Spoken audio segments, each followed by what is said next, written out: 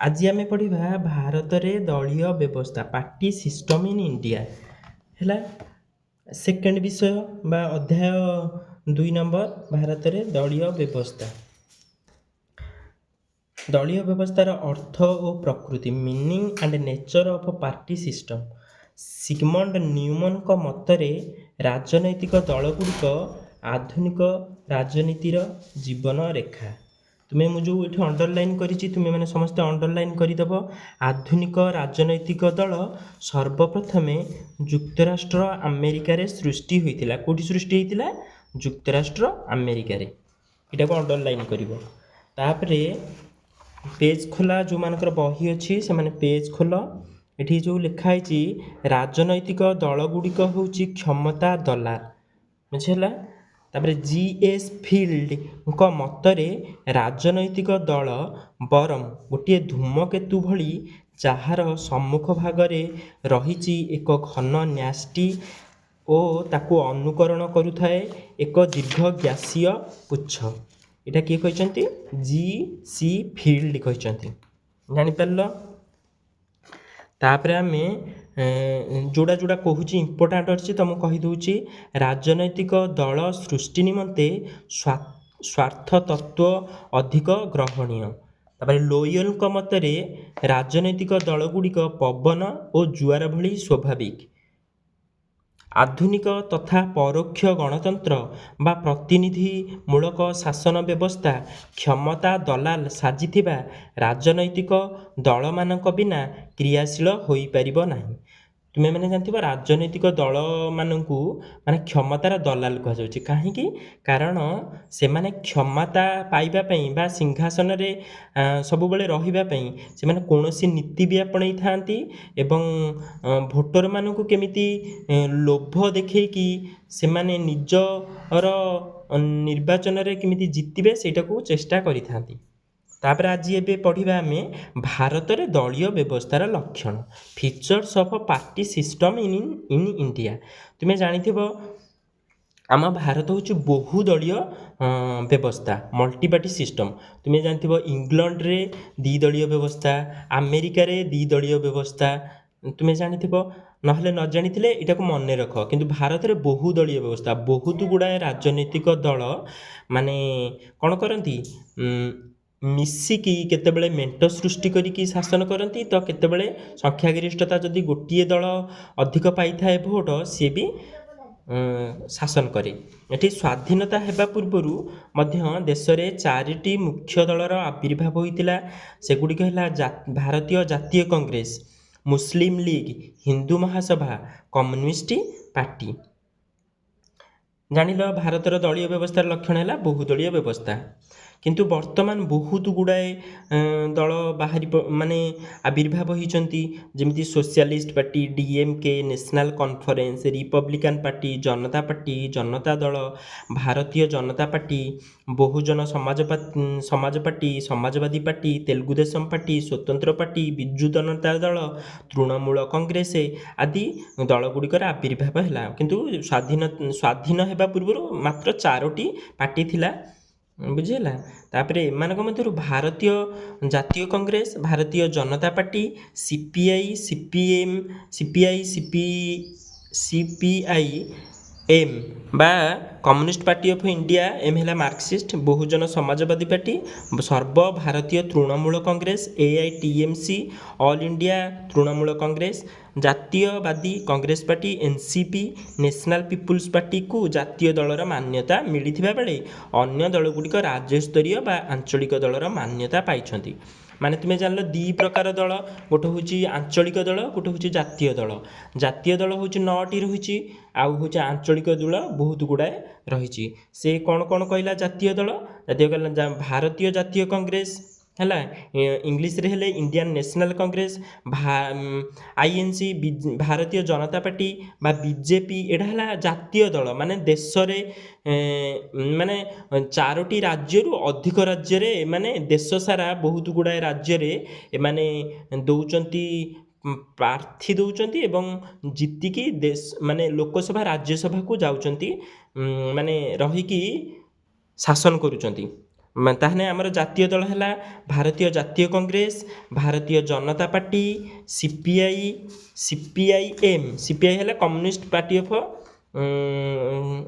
ଭାରତୀୟ ଜନତା ପାର୍ଟି ହେଲା BJP, CPI communist party of India, CPIM communist party of India, Marxist Bahujan ସମାଜପାତି Bahujan Samaj party BSP Bahujan Samaj ପାର୍ଟିର ହେଲା ବିଏସ୍ପି, ସର୍ବଭାରତୀୟ ତୃଣମୂଳ କଂଗ୍ରେସ ହେଲା AITMC, all India Trinamool Congress ହେଲା ଜାତୀୟବାଦୀ Congress party, NCP national Congress party, national people's party NPC, ଏଗୁଡ଼ାକ ହେଉଛି ଜାତୀୟ ଦଳର ମାନ୍ୟତା ପାଇଛନ୍ତି। ଏଗୁଡ଼ାକ ପାଇଛନ୍ତି କ'ଣ ପାଇଛନ୍ତି? ଜାତୀୟ ଦଳର ପାଇଛନ୍ତି। ତୁମେ ସେଇଟାକୁ ଅଣ୍ଡରଲାଇନ୍ କରିଦେବ। ଏଗୁଡ଼ା ହେଉଛି ଜାତୀୟ ସମୁଦାୟ 9ଟା ଜାତୀୟ ଦଳ ରହିଛି, ଆଉ ସବୁ ଗୁଡ଼ା ହେଉଛି ଆଞ୍ଚଳିକ ରାଜନୈତିକ ଦଳ। ଜାଣିପାରିଲ? ତାପରେ ଆମେ ପରବର୍ତ୍ତୀ ପଏଣ୍ଟଟା ପଢ଼ିବା ସଦା ପରିବର୍ତ୍ତନଶୀଳ। ତୁମେ ଜାଣିଥିବ ମାନେ ସମୟ ଅନୁସାରେ କେଉଁ ଦଳ ଜିତେ କେଉଁ ଦଳ ହାରେ, କେତେବେଳେ ବିଜେପି ଜିତିଛି କେତେବେଳେ କଂଗ୍ରେସ ଜିତିଛି, ସେଇ ଆଧାରରେ ସେମାନେ କ'ଣ କରିଛନ୍ତି? ଶାସନ କରିଛନ୍ତି। ଯେମିତି 1947ରୁ 1957 ସେ ରହିଲେ କିଏ? ପଣ୍ଡିତ ଜବାହରଲାଲ ନେହେରୁ, ସେ ଥିଲେ ପ୍ରଥମ ପ୍ରଧାନମନ୍ତ୍ରୀ, ସେ କଂଗ୍ରେସ ପାର୍ଟିର ଥିଲେ। ତାପରେ ଲାଲ ବାହାଦୁର ଶାସ୍ତ୍ରୀ, ସେ ବି କଂଗ୍ରେସ ପାର୍ଟିର ଥିଲେ। ଇନ୍ଦିରା ଗାନ୍ଧୀ କଂଗ୍ରେସ ପାର୍ଟିର ଥିଲେ। ସେମିତି ତାପରେ ଏଇଭଳି ମାନେ ସମୟ ଅନୁସାରେ ଯେତେବେଳେ ଯେଉଁ ଦଳ ଜିତେ, କେତେବେଳେ କଂଗ୍ରେସ ପାର୍ଟି ଭାରତରେ ଶାସନ କରିଛି ତ କେତେବେଳେ ବିଜେପି ଶାସନ କରିଛି। ବର୍ତ୍ତମାନ ନରେନ୍ଦ୍ର ମୋଦିଙ୍କ ସରକାରଙ୍କର ବିଜେପି ସରକାର ଶାସନ କରୁଛି, ବା ବିଜେପି ଦଳ ସଂଖ୍ୟାଗରିଷ୍ଠତା ହାସଲ କରିକି ନିର୍ବାଚନରେ ଜିତିକି ସେ ବର୍ତ୍ତମାନ କ'ଣ କରିଛି? ପ୍ରଧାନମନ୍ତ୍ରୀ ହେଇଛନ୍ତି। ତୁମେ ସେଇଠୁ ଜାଣିଲ ଯେ ସଦା ପରିବର୍ତ୍ତନଶୀଳ। ଯେହେତୁ ଆମ ଭାରତଟା ଗୋଟେ ବହୁତ ଗୁଡ଼ାଏ ଦଳ ରହିଛି, ତେଣୁକରି ସେଇଟା ସବୁବେଳେ ପରିବର୍ତ୍ତନଶୀଳ। କେତେବେଳେ କେଉଁ ଦଳ ଜିତିବ ସେଇ ଦଳ ମାନେ ଶାସନ କରିବ ଭାରତକୁ। ତାପରେ ହେଲା ଏକକ ଆଧିପତ୍ୟ। ପରବର୍ତ୍ତୀ ପଏଣ୍ଟଟା ହେଲା ଏକକ ଆଧିପତ୍ୟ। ବହୁତ ଗୁଡ଼ାଏ ପାର୍ଟି ଥିଲେ ମଧ୍ୟ ଭାରତରେ କିନ୍ତୁ ଜଣ ଜଣଙ୍କର ପ୍ରଭାବ ବା ପ୍ରାଦୁର୍ଭାବଟା ଅଧିକ ରହେ। କେମିତି? ଯେମିତି ଜାଣିଥିବ କଂଗ୍ରେସର ବହୁତ ପ୍ରାଧାନ୍ୟ ଥିଲା ବା ପ୍ରାଦୁର୍ଭାବ ଥିଲା। ସିଏ ବହୁତ ବର୍ଷ 60 ବର୍ଷ 50 ବର୍ଷ ଶାସନ କରିଛି। ବିଜେପି ସେମିତି 15 ବର୍ଷ ଶାସନ କଲାଣି। ସେ ବିଜେପି ଆଉ କଂଗ୍ରେସ ସେମାନେ ତାଙ୍କର ପ୍ରାଦୁର୍ଭାବଟା ଅଧିକ ଦେଖେଇଛନ୍ତି ଶାସନ କାଳରେ। ତାପରେ ଆମେ ପଞ୍ଜୀକୃତ ଦଳୀୟ ବ୍ୟବସ୍ଥା, ତାପର ପଏଣ୍ଟଟା ହେଲା ପଞ୍ଜୀକୃତ ଦଳୀୟ ବ୍ୟବସ୍ଥା। ପଞ୍ଜୀକୃତ ଦଳୀୟ ବ୍ୟବସ୍ଥା କ'ଣ? 1951 ମସିହା ଜନପ୍ରତିନିଧିତ୍ୱ ଆଇନ, ସେଇଟାରେ କ'ଣ କରାଗଲା? ମାନେ 1988 ମସିହା ଡିସେମ୍ବର ମାସରୁ ରାଜନୈତିକ ଦଳମାନଙ୍କର ପଞ୍ଜୀକରଣ କରାଗଲା। ମାନେ ପ୍ରକୃତରେ ମନ ଇଚ୍ଛା ଦଳ ତ ହେଇପାରିବନି, ତା ପାଇଁ ଗୋଟେ ରେଜିଷ୍ଟ୍ରେସନ କରିବାକୁ ପଡ଼ିବ। ସେଇଟା 1988 ମସିହାରେ କରାଗଲା। ପ୍ରତ୍ୟେକ ରାଜନୈତିକ ଦଳ ନିର୍ବାଚନ ଆୟୋଗଙ୍କ ନିକଟରେ ପଞ୍ଜୀକୃତ ହେବା ଦରକାର। ଆମର ଯେଉଁ ଇଲେକ୍ସନ କମିଶନ ଅଛନ୍ତି ତାଙ୍କ ପାଖରେ ଯାଇକି ରେଜିଷ୍ଟ୍ରେସନ କରିବା ଦରକାର। ଗୋଟେ ଦଳ କରିବା ପାଇଁ ହେଲେ ହେଉଛି ଇଲେକ୍ସନ କମିଶନଙ୍କ ପାଖରେ ଯାଇକି ଗୋଟେ ରେଜିଷ୍ଟ୍ରେସନ କରିବାକୁ ପଡ଼ିବ। ତାପରେ ଏହି ସଂଶୋଧନ ପୂର୍ବରୁ ପ୍ରତିଷ୍ଠିତ ହୋଇଥିବା ଦଳମାନଙ୍କୁ 60 ଦିନ ମଧ୍ୟରେ ନିର୍ବାଚନ ଆୟୋଗଙ୍କ ନିକଟରେ ପଞ୍ଜୀକୃତ ହେବା ପାଇଁ କୁହାଯାଇଥିଲା।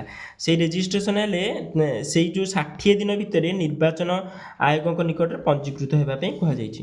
ନୂତନ ଭାବେ ସୃଷ୍ଟି ହୋଇଥିବା ଦଳମାନେ ସୃଷ୍ଟି ହେବାର 30 ଦିନ ମଧ୍ୟରେ ନିଜର କାର୍ଯ୍ୟନିର୍ବାହୀ ଅଧିକାରୀ ବା ଚିଫ୍ ଏକ୍ଜିକ୍ୟୁଟିଭ୍ ଅଫିସର, ମାନେ ହେଉଛି 30 ଦିନ ଭିତରେ ଯେଉଁ ଦଳଟା ସୃଷ୍ଟି କରିବା ପାଇଁ ଗୋଟେ ନୂଆ ଦଳ ଧର ସୃଷ୍ଟି ହେବ, ତାହେଲେ କ'ଣ ହେବ? ଯାଇକି କେଉଁଠି ରେଜିଷ୍ଟ୍ରେସନ କରିବେ? ଇଲେକ୍ସନ କମିଶନ ବା ନିର୍ବାଚନ ଆୟୋଗଙ୍କ ପାଖରେ। ସିଏ 60 ଦିନ ମଧ୍ୟରେ ପଞ୍ଜୀକୃତ ହେବା ପାଇଁ କୁହାହେବ। ତାପରେ 30 ଦିନ ମଧ୍ୟରେ ସେମାନେ ତାଙ୍କର CEO ଚିଫ୍ ଏକ୍ଜିକ୍ୟୁଟିଭ୍ ଅଫିସର ସେମାନେ ବାଛିବେ, ଆୟୋଗଙ୍କ ପଞ୍ଜୀକରଣ ଆବେଦନ କରିବେ। ଆବେଦନ ପତ୍ର ସହ ନିଜ ଦଳୀୟ ସମ୍ବିଧାନର ଏକ ନକଲ ପ୍ରଦାନ କରିବା ଏବଂ ଭାରତୀୟ ସମ୍ବିଧାନ, ସମାଜବାଦ, ଧର୍ମନିରପେକ୍ଷ, ଗଣତନ୍ତ୍ର ଓ ଭାରତର ସାର୍ବଭୌମତ୍ୱ, ଏକତା, ଅଖଣ୍ଡତା ପ୍ରତି ଆନୁଗତ୍ୟ ପ୍ରକାଶ କରି ଏକ ଘୋଷଣାପତ୍ର ମଧ୍ୟ ସଂଯୋଗ କରିବାକୁ ହେବ। ଦଳମାନଙ୍କୁ ସ୍ୱୀକୃତି ଦେବା ନ ଦେବା କ୍ଷେତ୍ରରେ ନିର୍ବାଚନ ଆୟୋଗ ନିଷ୍ପତ୍ତି ଚୂଡ଼ାନ୍ତ ନେବେ। ହେଉଛି ଇଲେକ୍ସନ କମିଶନ ସିଏ ଚୂଡ଼ାନ୍ତ ନିଷ୍ପତ୍ତି ନେବେ ଯେ ଏଇଟା ଗୋଟେ ଦଳ ହେବ ନା ଦଳ ହେବ ନାହିଁ। ବୁଝିହେଲା? ବହୁତ ଇମ୍ପୋର୍ଟାଣ୍ଟ ମୁଁ ତୁମକୁ କହୁଛି। ଏଇଟା ଆଦିତ୍ୟ ତୁମକୁ ପଢ଼େଇଲା ବେଳେ କହିଥିଲି। କ'ଣ କହିଥିଲି? ଏଇଟାକୁ ମନେ ରଖିବ। ଦେଖ ଭାରତର ନିର୍ବାଚନ ଆୟୋଗଙ୍କ ଦ୍ୱାରା ସ୍ଥିରୀକୃତ ମାନଦଣ୍ଡ ଅନୁସାରେ ଗୋଟିଏ ରାଜନୈତିକ ଦଳକୁ ଏକ ସ୍ୱୀକୃତି ଦଳ ରୂପେ ବିବେଚନା କରାଯିବ। କେମିତି ଆମେ ଗୋଟେ ଦଳଟା ସ୍ୱୀକୃତି ହେଲା ବା ଗୋଟେ ଦଳଟେ ସୃଷ୍ଟି ହେଲା କେଉଁ ଆଧାରରେ? ତୁମେ ମନେ ରଖ, ତାର 5ଟା ପଏଣ୍ଟ ଅଛି। କ'ଣ କ'ଣ? 5ଟା ନୁହେଁ, 3ଟା ପଏଣ୍ଟ ଅଛି। ନିରବଚ୍ଛିନ୍ନ ଭାବେ 5 ବର୍ଷ ଧରି ରାଜନୈତିକ କାର୍ଯ୍ୟକଳାପ ଚାଲୁ ରଖିଥିବ।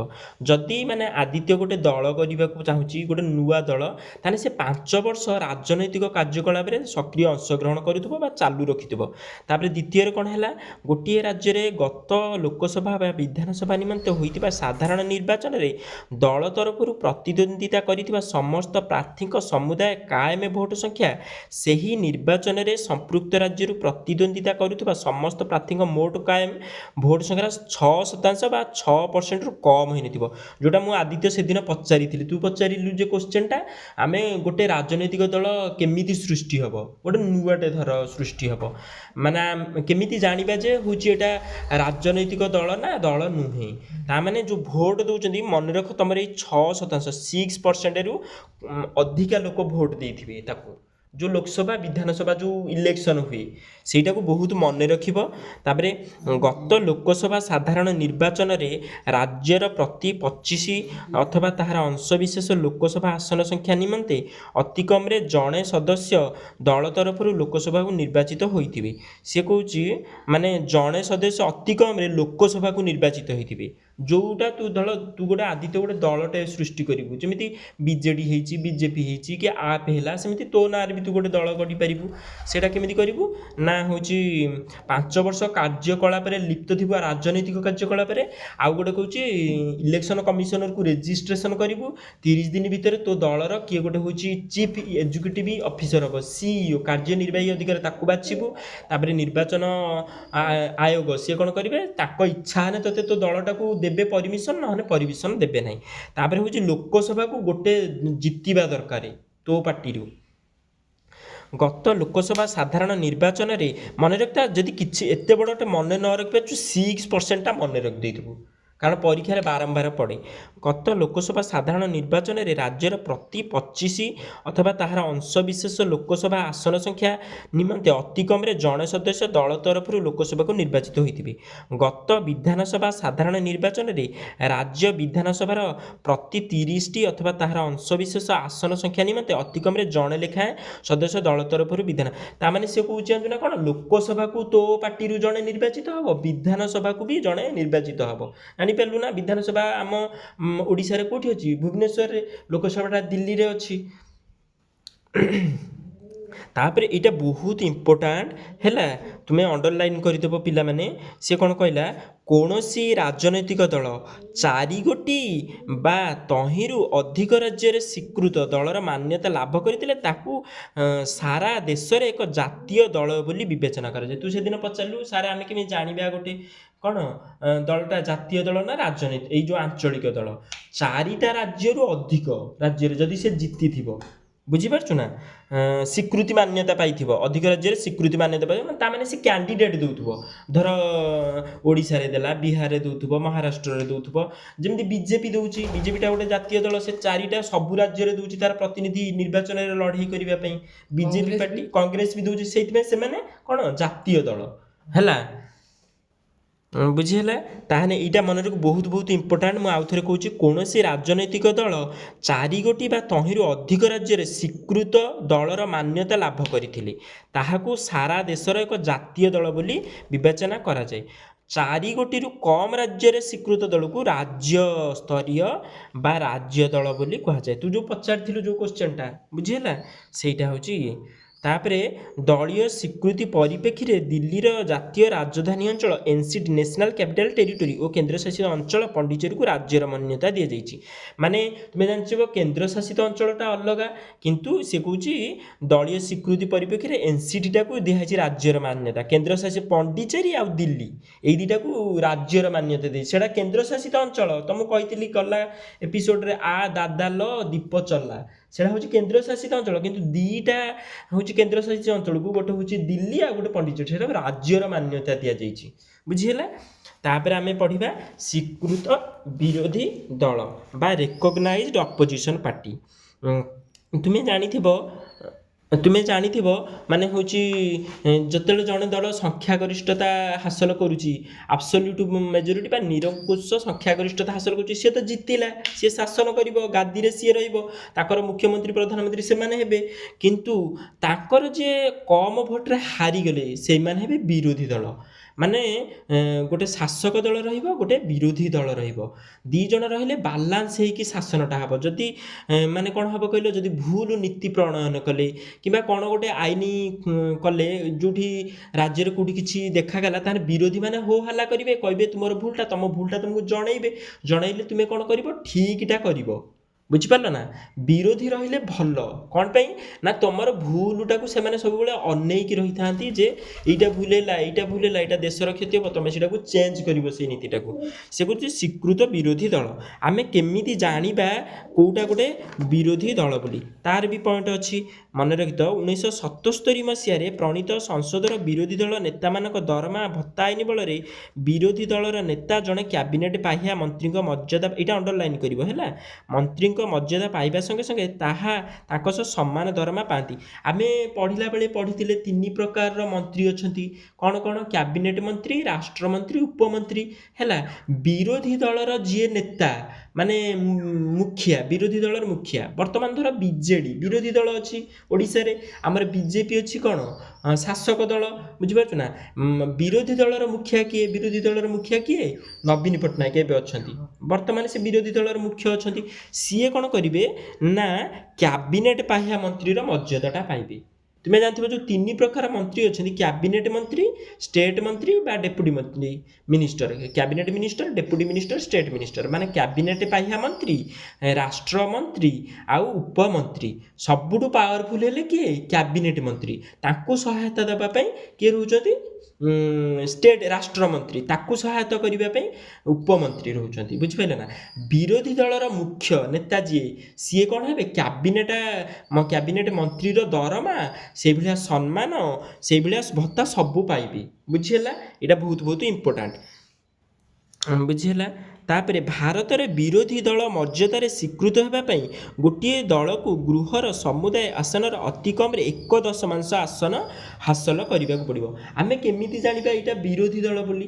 ଯଦି ସିଏ 1/10 ଆସନ ଦଖଲ କରିଥିବ ବା 1/10ରୁ ଯଦି କମ୍ ଭୋଟରେ ଜିତିଲା, ସିଏ ବିରୋଧୀ ଦଳ ହେଇପାରିବନି। ବୁଝିପାରିଲ ନା? ଆମର କିନ୍ତୁ 50ଟା ଜିତିଛି ବିଜେଡ଼ି, ସେତାନେ ଆମର 147 ନୁହେଁ କି ଲୋକସଭାର ବିଧାନସଭାର ସଭ୍ୟ ସଂଖ୍ୟା 147, 147ର 1/10 କେତେ ହେବ? 14ଟା କି 15ଟା ହେବ। ବୁଝିପାରୁଛ ନା? 147ର 10 ହେଲେ 15ଟା ଧରତା ହେଉଛି 14.7 ନେଇ କି, ବୁଝିପାରିଲ ନା? 147ର 10% କେତେ ହେବ? ମାନେ 14.7, କାରଣ ମଝିରେ ଦଶମିକଟା ବସିବ, ତାହେଲେ 14.7 ବା 15 ଧରିନିଅ 15, କାରଣ 15ଟାରୁ ଉର୍ଦ୍ଧ୍ୱ ଯଦି ଜଣେ ରଖିଥିବ ମାନେ ସିଏ ହେଇପାରିବ ମାନେ କ'ଣ ବିରୋଧୀ ଦଳ। ସେମିତି ଅନ୍ୟ ରାଜ୍ୟରେ, ସବୁ ରାଜ୍ୟରେ ଅଲଗା ଅଲଗା, ଆମର ସିନା ଓଡ଼ିଶାରେ 147, ଅନ୍ୟ ରାଜ୍ୟରେ କେଉଁଠି କେତେ? 1/10 ବା 1/10 ଯଦି ସେମାନେ ଜିତିଥିବେ, ସେମାନେ ବିରୋଧୀ ଦଳରେ ମାନ୍ୟତା ପାଇପାରିବେ, ନହେଲେ ସେମାନେ ମାନେ ଆସନ ଗ୍ରହଣ କରିପାରିବେନି ବିରୋଧୀ ଦଳର। ସେଇଟାକୁ ଅଣ୍ଡରଲାଇନ୍ କରିବ। ତାପରେ ଆମେ କ'ଣ କରିବା?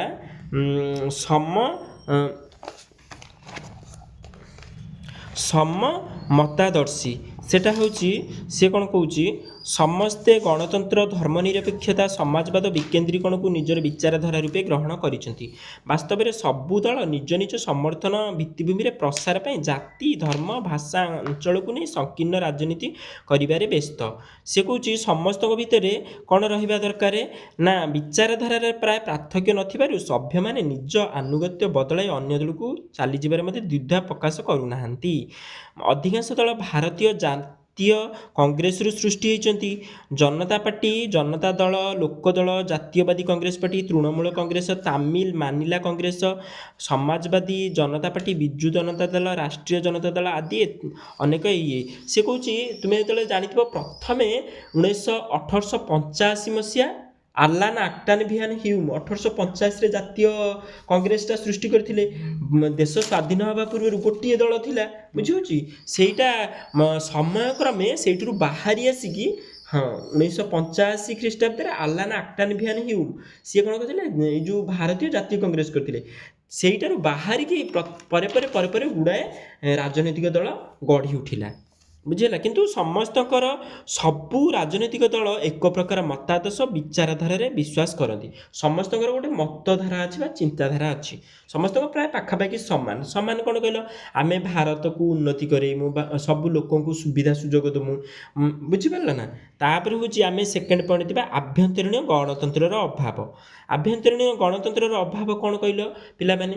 ଆଭ୍ୟନ୍ତରୀଣ ଗଣତନ୍ତ୍ର ହେଉଛି ଲୋକମାନଙ୍କର ଶାସନ କିନ୍ତୁ ପ୍ରକୃତରେ ଏଠି କ'ଣ ଦେଖାଉଛି ମାନେ ସେମାନେ କ୍ଷମତା କେନ୍ଦ୍ରୀକରଣରେ ବିଶ୍ୱାସ କରନ୍ତି। ଯେଉଁ ଦଳଗୁଡ଼ିକ ଜିତି ଯାଆନ୍ତି ସେମାନେ କ'ଣ କରନ୍ତି କ୍ଷମତାଟାକୁ ହାତ ମୁଠାକୁ ନେଇଯାଆନ୍ତି ବା କ୍ଷମତାଟାକୁ ନିଜ କେନ୍ଦ୍ରରେ ରଖନ୍ତି ହେଲା। ଦଳୀୟ ନିର୍ବାଚନ ପ୍ରାୟତଃ ହୁଏ ନାହିଁ, ଯଦି ହୁଏ ତେବେ ସର୍ବସମ୍ମତି ବା ସହମତି ନାମରେ ପ୍ରହସନ କରେ ଯେ ପ୍ରତିଦ୍ୱନ୍ଦିତା ପାଇଁ ଆଗ୍ରହୀ ସଦସ୍ୟମାନଙ୍କୁ ଦବାଇ ଦିଆଯାଏ। ଦଳର ମୁଖ୍ୟ ନେତା ଅଥବା ଅଳ୍ପ କେତେଜଣ ତୁଙ୍ଗ କର୍ମକର୍ତ୍ତା ଦଳର ସର୍ବମୟ ନିୟନ୍ତା ସାଜନ୍ତି। ସେମାନେ ସ୍ଥାୟୀ ଭାବରେ ସବୁ ପଦପଦବୀ ମାଡ଼ି ବସନ୍ତି। ସେଇଟା ହେଉଛି ସେ କହୁଛି ଯେଉଁ ଦଳ ଭିତରେ ଯେଉଁ ଅସୁବିଧାଟାକୁ ସେଇଟାକୁ ସିଏ କହୁଛି। ମାନେ ଗୋଟେ ସାଧାରଣ ଲୋକଟିଏ ଗରିବ ଲୋକଟିଏ ସିଏ ନିର୍ବାଚନରେ ଲଢ଼ିପାରେନି, ତା ପାଖରେ ପଇସା ନଥାଏ। ତାପରେ ବି ଯେଉଁମାନେ ବଡ଼ ବଡ଼ ମୁଣ୍ଡିଆଳି ବା ରଥୀ ମହାରଥୀ ଯେଉଁମାନେ ବଡ଼ ବଡ଼ ରାଜନେତା ସେମାନେ କ'ଣ କରନ୍ତି ତାଙ୍କ ଇସାରାରେ ବା ତାଙ୍କ ଇଚ୍ଛାରେ ପ୍ରାର୍ଥୀ ଦିଅନ୍ତି ଯେଉଁ ନିର୍ବାଚନରେ ଲଢ଼ିବା ପାଇଁ। ସେଇଟା ସେ କହୁଛି ଆଭ୍ୟନ୍ତରୀଣ ଗଣତନ୍ତ୍ରର ଅଭାବ। ତାପରେ କ'ଣ ହେଲା ଆଞ୍ଚଳିକ ଦଳମାନଙ୍କ ଆବିର୍ଭାବ। ତୁମେ ଜାଣିଥିବ ସମୟ ବଢ଼ିବା ସଙ୍ଗେ ସଙ୍ଗେ ଯେଉଁ କଂଗ୍ରେସରୁ ଅନ୍ୟ ରାଜନୈତିକ ଦଳ ଗୁଡ଼ିକ ବାହାରି ପଡ଼ିଲେ ଯେମିତି ବୁଝିପାରିଲ। ସେ କହୁଛି ଏଇଟାକୁ ଅଣ୍ଡରଲାଇନ୍ କରିବ 1967ର ଚତୁର୍ଥ ସାଧାରଣ ନିର୍ବାଚନ ପରେ ଆଞ୍ଚଳିକ ଦଳମାନେ ମୁଣ୍ଡ ଟେକି ଉଠିଲେ କାରଣ କଂଗ୍ରେସର ଆଧିପତ୍ୟଟା ହ୍ରାସ ପାଇଲା ବୁଝିପାରିଲ ନା। ତାପରେ ଏଇ ଯେଉଁ ଦଳ ଗୁଡ଼ିକ ଉଠି ଆସିଲା ବା ମୁଣ୍ଡ ଟେକିଲା। ସେଇ ଆଞ୍ଚଳିକ ଦଳ ଗୋଟିଏ ବା ଦୁଇଟି ରାଜ୍ୟ ବା କେନ୍ଦ୍ରଶାସିତ ଅଞ୍ଚଳରେ ସକ୍ରିୟ ଥାଏ।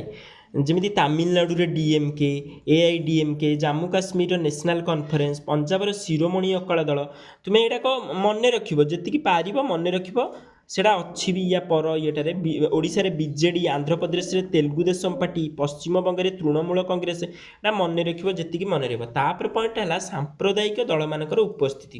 ତୁମେ ଜାଣିଥିବ ସାମ୍ପ୍ରଦାୟିକ ଦଳ ହେଉଛି ଦଳ ଯିଏ ଜାତି, ଧର୍ମ, ସଂସ୍କୃତି ଓ ଭାଷାଭିତ୍ତିକ ସମ୍ପ୍ରଦାୟର ସମର୍ଥନରେ ତିଷ୍ଠି ରହେ। ନୀତି ଓ କାର୍ଯ୍ୟକ୍ରମ ଦୃଷ୍ଟିରୁ ଭାରତରେ ଏଭଳି ଅନେକ ରାଜନୈତିକ ଦଳ ରହିଥିଲେ ମଧ୍ୟ ସେମାନେ ନିଜର ସାମ୍ପ୍ରଦାୟିକ ପରିଚୟକୁ ସ୍ୱୀକାର କରନ୍ତି ନାହିଁ। ଏମାନେ ନିର୍ଦ୍ଦିଷ୍ଟ ସମ୍ପ୍ରଦାୟକୁ ଦୃଢ଼ ଓ ଖୋଲା ସମର୍ଥନ କରୁଥିଲା ବେଳେ ସମସ୍ତରୀୟ ଭିନ୍ନ ସମ୍ପ୍ରଦାୟକୁ ପ୍ରକାଶ ବିରୋଧ କରିବାରେ ଦ୍ୱିଧା କରନ୍ତି ନାହିଁ।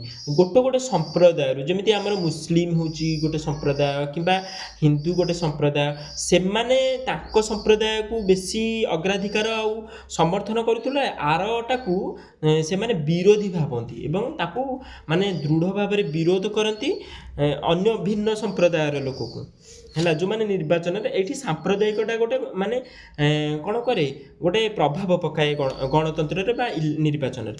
ତାପରେ ହେଲା ବ୍ୟକ୍ତିକେନ୍ଦ୍ରିକ ଦଳ। ବର୍ତ୍ତମାନ କ'ଣ ହେଉଛି ମାନେ ବ୍ୟକ୍ତିକେନ୍ଦ୍ରିକ ଦଳ ଯେମିତି ଇନ୍ଦିରା କଂଗ୍ରେସ, ଅର୍ସ କଂଗ୍ରେସ, ଅକାଳୀ ଦଳ, ବିଜୁ ଜନତା ଦଳ। ମାନେ ବିଜୁ ପଟ୍ଟନାୟକ ଅନୁସାରେ ତାଙ୍କ ନୀତି ଆଦର୍ଶରେ ଗୋଟେ ଦଳ ହେଲା ଜନତା ପାର୍ଟି। ଏମିତି ଗୁଡ଼ାଏ ପାର୍ଟି ହେଇଛି, ସେଇଟା ବ୍ୟକ୍ତିକେନ୍ଦ୍ରିକ ଦଳ। ଜଣେ ବ୍ୟକ୍ତିକୁ କେନ୍ଦ୍ର କରି ଗୁଡ଼ାଏ ଛୋଟ ଛୋଟ ଦଳ ଗଢ଼ି ଉଠିଛି। ତାପରେ ଗୋଷ୍ଠୀ କନ୍ଦଳ। ବର୍ତ୍ତମାନ କ'ଣ କରୁଛି ତାଙ୍କ ନିଜ ମଧ୍ୟରେ ଗୋଷ୍ଠୀ କନ୍ଦଳ ହେଉଛି। ମାନେ ନିଜେ କିଏ ମୁଖ୍ୟମନ୍ତ୍ରୀ ହେବ, କିଏ ପ୍ରଧାନମନ୍ତ୍ରୀ ହେବ, ମନ୍ତ୍ରୀ ପଦ ପାଇବା ପାଇଁ ତାଙ୍କ ଭିତରେ ଟଣା ଅଟରା କାଦୁଅ ଫିଙ୍ଗା ଫିଙ୍ଗି ଏବଂ ଗୋଷ୍ଠୀ କନ୍ଦଳ ଦେଖାଯାଉଛି ସେଇ ଦଳ ଭିତରେ। ତାପରେ ଦଳୀୟ ଶୃଙ୍ଖଳାହୀନତା। ବେଳେବେଳେ ଏମିତି ନିଜ ସ୍ୱାର୍ଥ କ୍ଷମତା ପାଇଁ ଅନ୍ଧ ହେଇଯାଉଛନ୍ତି ଯେ ସେମାନେ ନିଜ ଭିତରେ ମାନେ ଶୃଙ୍ଖଳାହୀନତା ମାନେ ତାଙ୍କ ଭିତରେ ବିଶୃଙ୍ଖଳା ରହୁଛି। ବୁଝିହେଲା। ତାପରେ ମିଳିତ ମେଣ୍ଟ ରାଜନୀତି, ଯେତେବେଳେ ଗୋଟିଏ ଦଳ ମାନେ ନିରଙ୍କୁଶ ସଂଖ୍ୟାଗରିଷ୍ଠତା ହାସଲ କରିପାରୁନି, ସେମାନେ ଆଉ ଗୋଟେ ଦଳ ସହିତ ମିଶିକି ଶାସନ କରୁଛନ୍ତି। ଯେମିତି ପୂର୍ବରୁ ଆମର ବିଜେପି ବିଜେଡ଼ି ମେଣ୍ଟ ସରକାର, କୋଆଲିସନ୍ ପଲିଟିକ୍ସ ମିଶିକି ସେମାନେ ଶାସନ କରୁଥିଲେ ଓଡ଼ିଶାରେ, କେନ୍ଦ୍ରରେ ବି। ଠିକ୍ ସେମିତି ମାନେ ଯେତେବେଳେ ଗୋଟେ ଜଣେ ଯଦି ସଂଖ୍ୟାଗରିଷ୍ଠତା ନିରଙ୍କୁଶ ସଂଖ୍ୟାଗରିଷ୍ଠତା ପାଏ, ତାହେଲେ ସିଏ ଶାସନ କରିବ। ଯଦି କମିଗଲା ସେଇଠି ଅନ୍ୟମାନଙ୍କ ସହିତ ମିଶିକି ସହଯୋଗରେ ଶାସନ କରିବ, ସେଇଟା କୁହାଯାଉଛି। ତାପରେ ଦଳ ବଦଳ ରାଜନୀତି ମନେ ରଖିଥିବା, ବହୁତ ଇମ୍ପୋର୍ଟାଣ୍ଟ ବାବା, ଅଣ୍ଡରଲାଇନ୍ କରିଦେବୁ ଆଦିତ୍ୟ। ଏଇଟା 1985ରେ ପ୍ରଣୀତ 52ତମ ସମ୍ବିଧାନ ସଂଶୋଧନ ଆଇନ ବଳରେ ଦଳ ବଦଳକୁ କିଛିଟା ରୋକାଯାଇ ସମ୍ପୂର୍ଣ୍ଣ ବନ୍ଦ କରାଯାଇ ପାରିନାହିଁ, କିନ୍ତୁ କିଛିଟା ରୋକାଯାଇଛି। ତୁମକୁ ମୁଁ କହିଥିଲି, ଯେମିତି ଦେଖିଥିବ ଜଣେ ଏଇ ବର୍ଷ ବିଜେପିରୁ ନିର୍ବାଚନରେ ଲଢ଼ୁଛି, 5 ବର୍ଷ ପରେ ବିଜେଡ଼ିରୁ, ତା 5 ବର୍ଷ ପରେ କଂଗ୍ରେସରୁ, ଏମିତି ଯେଉଁ ମାଙ୍କଡ଼ ଗଛ ଡେଇଁଲା ଭଳିଆ ଗୋଟେ ଲୋକ କ'ଣ କରୁଛନ୍ତି, ଦଳ ଛାଡ଼ୁଛନ୍ତି, ଏ ଦଳରୁ ସେ ଦଳ, ସେ ଦଳରୁ ସେ ଦଳ। ଏମିତି ହେବା ଦ୍ୱାରା ଗୋଟେ ଅସ୍ଥିରତା ସୃଷ୍ଟି ହେଉଛି, ଭଲ ହେଉନାହିଁ। ତେଣୁକରି ଗୋଟେ ନିୟମ ପ୍ରଣୟନ କରେ, ସେଟା 1985 ମସିହା 52ତମ ସମ୍ବିଧାନ ସଂଶୋଧନରେ ଦଳ ବଦଳ ଆଇନ, ଆଣ୍ଟି ଡିଫେକ୍ସନ୍ ଲ, ଆମର ସେଟା କେଉଁଠି ଅଛି, 10 ନମ୍ବର ଅନୁସୂଚୀରେ ଅଛି ବା 10th ସିଡ୍ୟୁଲରେ ଅଛି। ବୁଝିହେଲା, ସେଟାକୁ ରୋକାଯାଇଛି। ତଥାପି ବି ଲୋକ ରୋକାଯାଏ, ନୀତି ନିୟମ ମାନେ ରେଗୁଲେସନ୍ ରିଜଲ୍ୟୁସନ୍ ରହିଲା ପରେ ବି କିଛି ଲୋକ ଦଳ ଛାଡ଼ିକି ଆଉ ଗୋଟେ ଦଳକୁ ପଳାଉଛନ୍ତି। ଯଦି ସେଠି ତାଙ୍କୁ ଲୋଭ ଦେଖାଯାଏ, ସିଏ ଏ ଦଳ ଛାଡ଼ିକି ସେ ଦଳକୁ ପଳାଉଛନ୍ତି, ତୁମେ ବି ଦେଖିଥିବ। ହେଲା, ତାପରେ ହେଉଛି ଆମେ ପଢ଼ିବା ସୁବିଧାବାଦୀ ମେଣ୍ଟ। ବର୍ତ୍ତମାନ ତ ପ୍ରାୟ ସମସ୍ତେ ସୁବିଧାବାଦୀ, ନିଜ ସୁବିଧା ପାଇଁ ସମସ୍ତେ ମେଣ୍ଟ କରୁଛନ୍ତି, ନିଜେ କେମିତି ଆସନ ଅଳଙ୍କୃତ କରିବେ, ନିଜେ ସିଂହାସନଟାକୁ କରାୟତ୍ତ କରିବେ, ସେଥିପାଇଁ ସେମାନେ କ'ଣ କରୁଛନ୍ତି, ମେଣ୍ଟ କରିଦେଉଛନ୍ତି, ସୁବିଧାବାଦୀ ମେଣ୍ଟ। ଯେମିତି ମହାରାଷ୍ଟ୍ରରେ ହେଲା, ଯେମିତି ସବୁ ରାଜ୍ୟରେ ଯେତେବେଳେ ଦେଖିବ ଜଣେ ପାଇପାରୁନି ସଂଖ୍ୟାଗରିଷ୍ଠତା, ସେ ଅନ୍ୟ ଦଳ ସହିତ ମିଶିକି ସେ ଗୋଟେ ମେଣ୍ଟ ସରକାର କରୁଛି। ତାପରେ ହେଲା ତୁଷ୍ଟିକରଣ ରାଜନୀତି। ତୁଷ୍ଟିକରଣ ରାଜନୀତି କ'ଣ, ମାନେ ଅନ୍ୟକୁ ସନ୍ତୁଷ୍ଟ ହେଲା ଭଳିଆ କିଛି ପଇସା ପତ୍ର ହେଉ ବା ଋଣ ଛାଡ଼, ରୋଜଗାର ଯୋଜନା, ଗରିବ ହଟା, BPL ତାଲିକା ଲୋକଙ୍କୁ ଗୋଟେ ଦେଖେଇକି, ସୁବିଧା ଦେଖେଇକି ଭୋଟଟାକୁ ନିଜ ଆଡ଼କୁ ନେବା। ବୁଝିହେଲା, ସେଇଟାକୁ କହୁଛନ୍ତି ତୁଷ୍ଟିକରଣ ରାଜନୀତି। ଉସ୍କେଇକି କରୁଛନ୍ତି, କିଏ ଜାତି ଧର୍ମ ବର୍ଣ୍ଣକୁ ବି ଉସ୍କେଇକି କରୁଛନ୍ତି। ତାପରେ ଆମେ ଏଇଟା ଦେଖ, ଏଥିରେ ଆମେ ପିଲାମାନେ ଶୁଣିଦିଅ। ତାପରେ ଏଇଟାରେ ଦେଖ, ମନେ ରଖିଥାଅ, ଏଇଟାରେ କରିଦେବା ପ୍ରମୁଖ ରାଜନୈତିକ ଦଳମାନଙ୍କ ନିର୍ବାଚନ ସଂକେତ। ଏଇଟା କରିଦେବା, ଆଜି ପାଇଁ ଏତିକି ଥିବ। ପୁଣି ନେକ୍ସଟ କ୍ଲାସ୍ରେ ମୁଁ ନେକ୍ସଟ ଇଏଟା କରିବି। ଆଜି କ'ଣ ହେଲା, ତୁମକୁ କହିଥିଲି 9ଟା କ'ଣ ଜାତୀୟ ଦଳ, 9ଟା ଜାତୀୟ ଦଳ। ଗୋଟେ ହେଲା ବହୁଜନ ସମାଜ ପାର୍ଟି, 1984ରେ ସୃଷ୍ଟି ହେଇଥିଲା, ତାର ସଂକେତ ହେଉଛି ହାତୀ। ହେଲା, ବିଜେପି 1980ରେ ସୃଷ୍ଟି ହେଇଥିଲା, ତାର ସଂକେତ ହେଉଛି ପଦ୍ମଫୁଲ। ଭାରତୀୟ କମ୍ୟୁନିଷ୍ଟ ପାର୍ଟି ବା CPI 1925ରେ ସୃଷ୍ଟି ହେଇଥିଲା, ତାର ନିର୍ବାଚନ ସଂକେତ ହେଉଛି ଦା ଆଉ ଶସ୍ୟକଣ୍ଡା।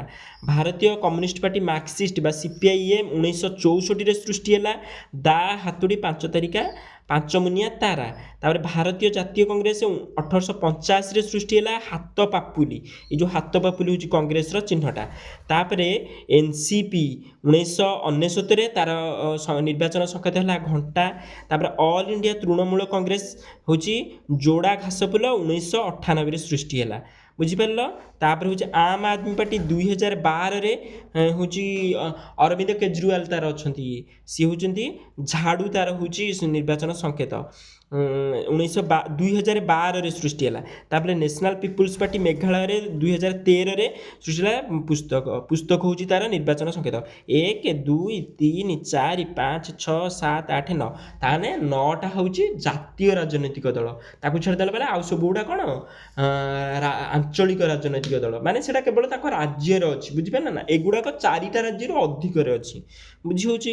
ତାହେଲେ ରାଜନୈତିକ ଦଳ କେଉଁଗୁଡ଼ାକ ଆଞ୍ଚଳିକ ରାଜନୈତିକ ଦଳ, ଯେମିତି ବିଜେଡ଼ି, ଏଇଟା ଓଡ଼ିଶାରେ ଅଛି, 1997ରେ ସୃଷ୍ଟି ହେଇଥିଲା, ତାର ନିର୍ବାଚନ ସଂକେତ ହେଉଛି ଶଙ୍ଖ। DMK 1949ରେ ଉଦିତ ସୂର୍ଯ୍ୟ। DMKଟା କେଉଁଠି ଅଛି, ତାମିଲନାଡ଼ୁରେ ଅଛି। AIDMK 1972ରେ ତାର ହେଲା ଯୋଡ଼ାପତ୍ର, ଏଟା ବି ତାମିଲନାଡ଼ୁରେ ଅଛି। ଜନତା ଦଳ ଧର୍ମନିରପେକ୍ଷ 1999ରେ ମହିଳା କୃଷକ। NCP ତ କହିଥିଲେ ସେଟା ଜାତୀୟ ଦଳରେ ଗଲା। ରାଷ୍ଟ୍ରୀୟ ଜନତା ଦଳ RJD, ରାଷ୍ଟ୍ରୀୟ RJD ତାର ଲାଲୁ ପ୍ରସାଦ ଥିଲେ। ଲଣ୍ଠନ ହେଉଛି ତାର ନିର୍ବାଚନ ସଂକେତ, 1997ରେ ସୃଷ୍ଟି ହେଇଛି। ସମାଜବାଦୀ ପାର୍ଟି, ଏଇ ଯେଉଁ ମାୟାବତୀ ଥିଲେ, ସିଏ ହେଉଛି 1992ରେ ବାଇସାଇକେଲ। ତାପରେ ଲୋକ ଜନପାର୍ଟି 2000ରେ ବଙ୍ଗଳା। ଶିବସେନା ମହାରାଷ୍ଟ୍ରରେ ଅଛି, ସେଟା ହେଉଛି 1966ରେ ହେଇଥିଲା। ତାର ଧନୁତୀର ହେଉଛି ତାର ନିର୍ବାଚନ ସଂକେତ। ତେଲୁଗୁ ଦେଶମ ପାର୍ଟି ହେଉଛି TDP 1982ରେ ବାଇସାଇକେଲ। ଆନ୍ଧ୍ରପ୍ରଦେଶରେ ତେଲୁଗୁ ଦେଶମ ପାର୍ଟି ଅଛି, ସେଟା ହେଉଛି କହିଲି କ'ଣ ରାଜନୈତିକ ଆଞ୍ଚଳିକ ରାଜନୈତିକ ଦଳ। ତାପରେ ଅଲ୍ ଇଣ୍ଡିଆ ଫରୱାର୍ଡ଼ ବ୍ଲକ ତାର ସିଂହ। ଆସାମ ଗଣ ପରିଷଦ 1985 ହାତୀ। ଭାରତୀୟ ଜାତୀୟ ଲୋକ ଦଳ ଚଷମା। ବେଶ ଯୋଉଟା ଇମ୍ପୋର୍ଟାଣ୍ଟ ଅଛି ମୁଁ ସେଗୁଡ଼ା କହିଦେଉଛି ହେଲା। ଇମ୍ପୋର୍ଟାଣ୍ଟ ହେଉଛି ବିଜୁ ଜନତା ଦଳ କହିଲି ଶଙ୍ଖ 1997, DMK କହିଲି 1949 ଉଦିତ ସୂର୍ଯ୍ୟ, AIDMK 1972 ଯୋଡ଼ାପତ୍ର। ତାପରେ ହେଉଛି ରାଷ୍ଟ୍ରୀୟ ଜନତା ଦଳ RJD 1997 ଲଣ୍ଠନ। Samajwadi party bicycle 1992। ତାପରେ ଶିବସେନା 1966 ଧନୁତୀର। Telugu Desam party TDP 1982 bicycle. ତାପରେ ଆସାମ ଗଣ ପରିଷଦ 1985 ହାତୀ। ଝାଡ଼ଖଣ୍ଡ ମୁକ୍ତି ମୋର୍ଚ୍ଚା 1972 ଧନୁତୀର। ତାପରେ ମହାରାଷ୍ଟ୍ର ନବନିର୍ମାଣ ସେନା ରେଳ ଇଞ୍ଜିନ 2006। ମୁସଲିମ ଲିଗ୍ 1948 ନିଶୁଣି। ତାପରେ ଅକାଳୀ ଦଳ 1920 ନିକିତି। ଜାମ୍ମୁ କାଶ୍ମୀର ନ୍ୟାସନାଲ କନଫରେନ୍ସ 1932 ହଳ। ଏଇ ଯୋଉଟା କହିଲି ସେଇଟା ହେଉଛି ଇମ୍ପୋର୍ଟାଣ୍ଟ। ଆଉ ସବୁଗୁଡ଼ା ବହୁତ ଅଛି, ତୁମେ ଦେଖିଦେବ ଯଦି ବହିରେ ଥିବ, କିନ୍ତୁ 9ଟା ଜାତୀୟ ଦଳକୁ ଭଲ ଭାବରେ ମନେ ରଖିବ। ହଉ, ମୁଁ ଏତିକି କହୁଛି। କାଲି ଆମେ ପଢ଼ିବା ଦଳର ପ୍ରକାରଭେଦ। ଏତିକି ରହିଲା। ଦେଖନ୍ତୁ ସମସ୍ତେ, ଶୁଣିଲେ ମନେ ରହିଯିବ। କାରଣ ତୁମକୁ ନିଜେ ପଢ଼ିବା ଅପେକ୍ଷା କାହା ପାଖରୁ ପଢ଼ାଟା ଶୁଣିଲେ ବେଶୀ ମନେ ରହେ। ତାପରେ ଅଣ୍ଡରଲାଇନ୍ କରିଦେବ ମୁଁ ଯୋଉଟା କହିଛି। ଆଉ ମୋ ଚ୍ୟାନେଲ ହେଉଛି ନୀଳମଣି ରାଉଳ। ତୁମେ ସବସ୍କ୍ରାଇବ୍ କରିବ, ସେୟାର କରିବ, ଲାଇକ୍ କରିବ, କମେଣ୍ଟରେ ଲେଖିବ କେମିତି ମୁଁ କଲେ ତୁମେମାନେ ବୁଝିପାରିବ ଆଉ ତୁମକୁ ସହଜ ହେବ। ସେଇଟା କମେଣ୍ଟ କଲେ ମୁଁ ସେଇ ଅନୁସାରେ ଆହୁରି ଭିଡ଼ିଓ କରିମି। ହଉ, ରହୁଛି।